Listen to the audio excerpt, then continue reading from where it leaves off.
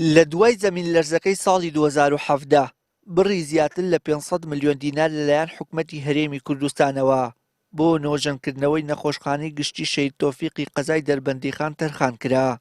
دواتریش و لە ساڵی 2020 بە مەبەستی ڕوبەڕووبوونەوەی ڤایرۆسی کۆڕۆنا کە ئەو کات دەربەندیخان بە زۆنی مەترسیداری بڵاوبوونەوەی ڤایرۆسەکە دەستنیشان کرا. بڕی 200 ملیۆن دیناری دیکەش ڕەوانەی شارەکە کرا. بەڵام لایەنی ئیداری قەزاکە تەنها نزیکەی 90 ملیۆن دیناریان خەرج کردووە و ئەو پارەی دیکە لە ئێستادا لە گەنجینەی سلێمانی ئاستەنگی خەرجکردنیان بۆ هێنراوەتە پێش.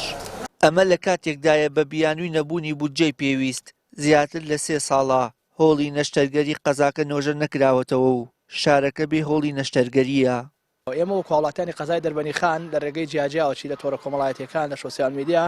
وەچی بە نووسراو کە ئاراستەی لایەنی پەیوەندیدارمان کردووە داوای ئەو پارەمان کردووە بۆ ئەوەی هۆڵی نەشتەرگەری کارا بکرێتەوە و ئیشوکارەکانی خۆیان هەڵبسن چونکە بەڕاستی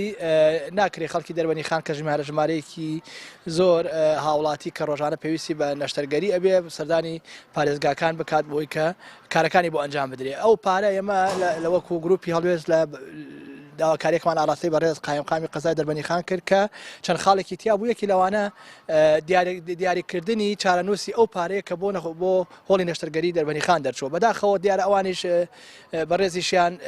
ئیشیان کردووە داوای ئەو پارەیان کردووە بەڵام گرفتەکە لەسەرەوەی قائیمقامی قەزای دەربەندیخان هۆکاری خەرجنەکردنی ئەو بڕە پارانە لە ئێستادا دەخاتە ئەستۆی هەردوو بەڕێوەبەرایەتی تەندروستی سلێمانی و تەندروستی هەرێم. بەو پێی وەزارەتی دارایی ڕەزامەندی لە خەرجکردنی بڕەپاری دیاریکراو نیشانداوە و پێویستە لایەنی جێبەجێگا بەو ئەرکە هەڵبستن. ڕەزامەندی ئەنجومەنی وەزیرانی لەسەر درراوە لە 3/12/2019 بە نووسراوێک ئاڕاستی وەزارەتی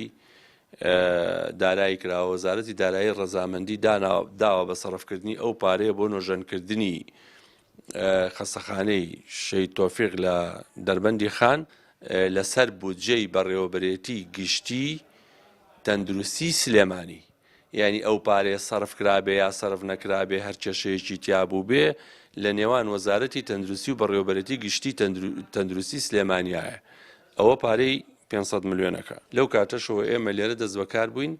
89 ملیۆن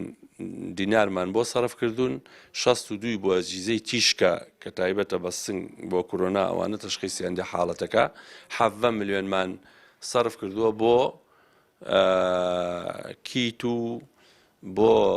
پێداویستیە مختەبەریەکان 10 ملیۆن دینارمان لەسەر پێشنیاری تەندروستی دەربەندی خان بۆ خەستەخانەی کۆڕۆناکە سەرف کردووە بۆ هاندان بۆ پزیشکەکانی کارمەندان و پزیشکانی کارکردوو لەو نەخۆشخانەیە. لە ڕاگەیەندراوێکی فەرمیدا بەڕێوەبەرێتی تەندروستی دەربەندی خان ڕای دەگەێنێت چەندین جار نوێنەرانیان بۆ ئەنجومەنی وەزیران لە هەولێر ناردووە تا حکوومەت ئاور لە دۆخی خراپی کردی تەندروستی دەربەندی خان بداتەوە. بەڵام وەک لە نووسراوەکەیاندا ئاماژی پێکراوە هەر جارە و بە بیانوویەک نوێنەرانی بەڕێوەبەرایەتیەکەیان بەڕێکراون و وەڵامێکی ئەوتۆ نەدراونەتەوە. وشیار محەممەد کەناڵی ئاسمانی پەیام دەربەندی خان.